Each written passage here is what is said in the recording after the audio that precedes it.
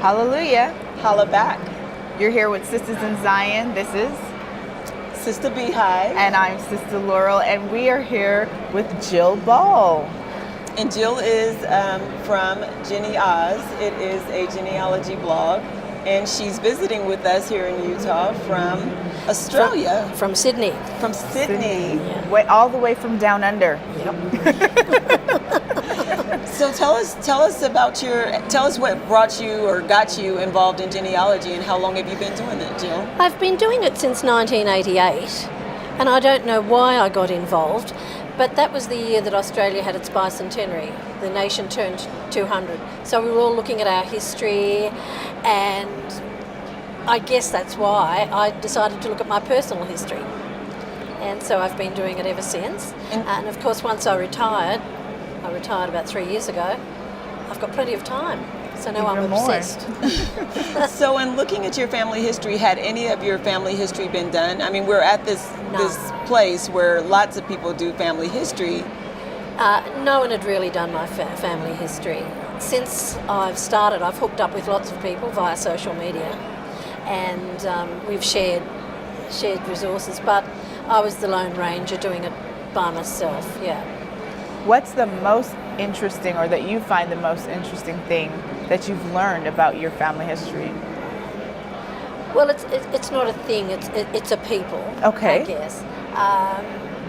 I think my 11 convict ancestors who came out to Australia in the early 1800s are the most interesting. There's one particular woman called Elizabeth Phipps, and I'd love, if there was one person that I could have an interview with, one dead person, it would be her, because she had a number of children, and she had 2 men, and she seemed to, in different records, she was with one, then she was with the other, one with the other.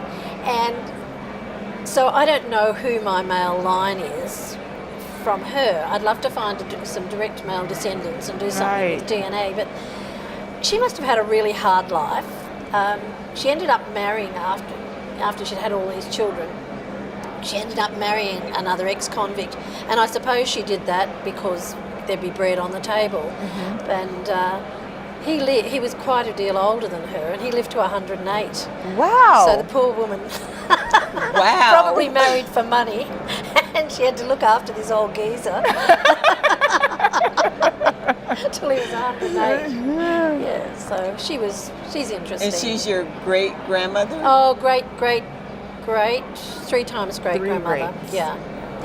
And she came to Australia because she and one of the men stole a bundle of clothing from one of the neighbours. Yeah. Wow. And so where was she prior to that? In London. Yeah. And it's interesting, she was really stupid.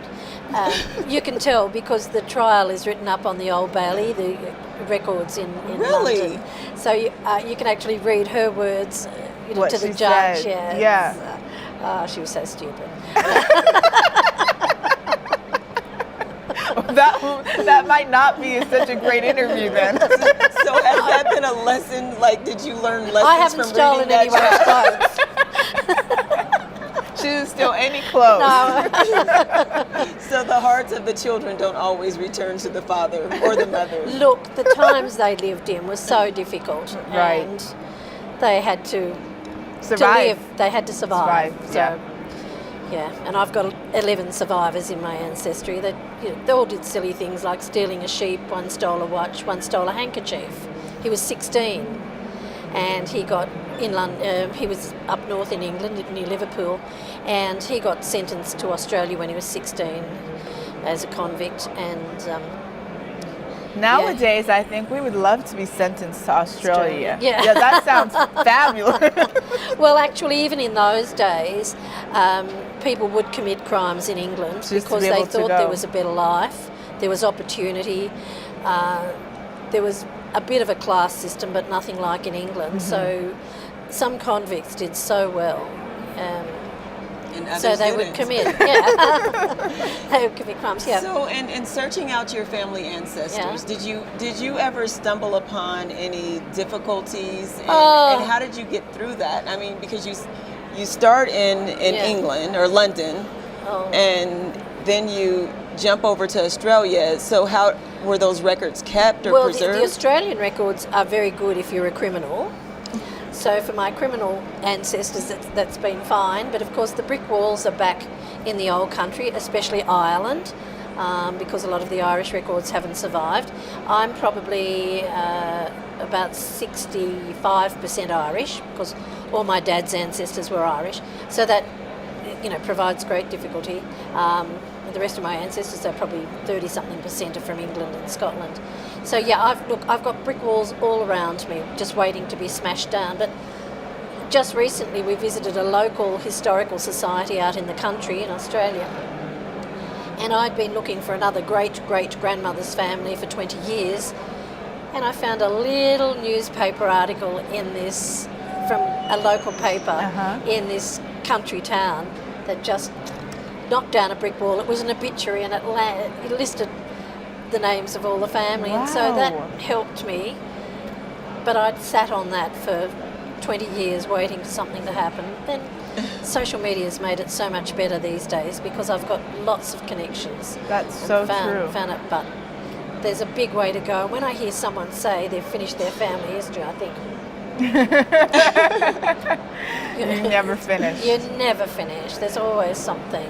So what, because we're beginners, and I know a lot of our readers and listeners are beginners, what would you give us, what's the advice you would give people that are just starting out? Look, I'm not a professional researcher. I'm just an amateur granny. She's a professional. She says that. We're not even sure she's a granny. Look how good she looks. Oh, no. There's 11 little rugrats. The advice I'd give people is to talk to the oldies before they turn their toes up. Gather all the certificates, take photographs of their photos, record their stories. You can see here at Rootstech this year the emphasis on storytelling, and I'd just say, I mean, the dates and are fine and everything, but like the people at Family Search have been pushing, it's nice to have meat on the bone. So talk to the people, capture their memories. Ask Grandma where she went to school. Did she have a pair of shoes? Just connect and record. And what are you doing? What has doing your genealogy changed for the way that you are, what you're leaving behind for your? Are you a big storyteller now? I don't know that I'm a big storyteller, but I certainly talk a lot to the grandchildren. But I'm a big photographer, and all my photos, nearly 100,000 of them, are all tagged. Oh wow! And with subjects, etc. So, like if one of the kids comes to me and says, "Oh, it's my 40th birthday, I want photos," I can very quickly retrieve all the photos, and you look at a photo and it tells a story. But in my blog, I write stories too, and kids, young people, they're not interested in looking at charts. More boring. But I'll get a message. Hey, Mum, I read this on your blog. I didn't know that our cousin Artie, that Artie Beetson was our cousin. Artie Beetson was an Australian Aboriginal footballer who captained Australia's football team. And the kids didn't know, because they don't listen, that Artie was related to us. And so I'm trying to, every so often on my blog, write a story about someone who's connected with me, or my school days, so that it'll be there for them when they're interested. The photo thing is really great, because I'm so overwhelmed by thinking about going into my parents' photos, boxes, and pulling stuff out. So I think that's just a wonderful thing. Well, I've scanned a whole lot of old ones, but I only scan the ones with people in them. All the views go out the window. That's what we want to see, the people. The people, Yeah. And so, I guess, just like you, we run into those walls. And so, your advice to people that run into walls is just to keep going. Keep going, and if you've got it, flaunt it. So, if you've got a family, if you've got a brick wall, use social media. Tell the world, get it out there. So Google indexes the names you're looking for, and serendipity will play a part sometime. Someone you'll will get know a something somewhere. Look, we've had sent to us bundles of photos because people have found my website or they've found my blog. You know, they've just been blogging the name of an ancestor they come across, and every week I will get a connection from a different cousin. A real connection? A real connection. Wow. Because I've put my information out there for people to see. That is And, so cool. you know, the best thing is, my husband's great-great-great-grandfather was a clockmaker in Scotland. Social media put us in touch with a cousin, distant cousin, who had a clock made by this fellow. My husband then decided he had to have a clock. It took us 7 years to find a grandfather clock in Scotland, and we got it shipped to Australia. So we've now got a grandfather clock that was made in about 1830 by his great-great-great-grandfather. Wow. Oh my It goodness. is, it's wonderful. My husband's not into family history, but he loves the things, the artefacts. And the kids love the grandfather clock. Now we've got to find 3 more so he can leave one to each kid. Or else there will be fighting. There'll be a fight. Yeah. Well, we just want to thank you so much for taking some time to chat with us. Thank you for asking me. And we're so thrilled to be meeting all of the fabulous people here at Rootstech, and we're thrilled to have Isn't met it a great you. conference? We love it. 3 years in a row I've been. I know she's a pro. She's She's a saying she's professional. not a pro, but she's a pro, and we don't believe she's a granny. They're probably just we don't. She doesn't look old enough to be a granny. No, we don't believe it. Well, brothers and sisters, this is Jill Ball from GeniAus. .blogspot.com. That's it. Check it out. And if you'd like to see her photos and see those beautiful grandchildren in that grandfather clock, we are sure she has photos of that. Why don't you check her out? Thank you so much. Thank Thank you. you. We're signing off. Hallelujah. Holla back.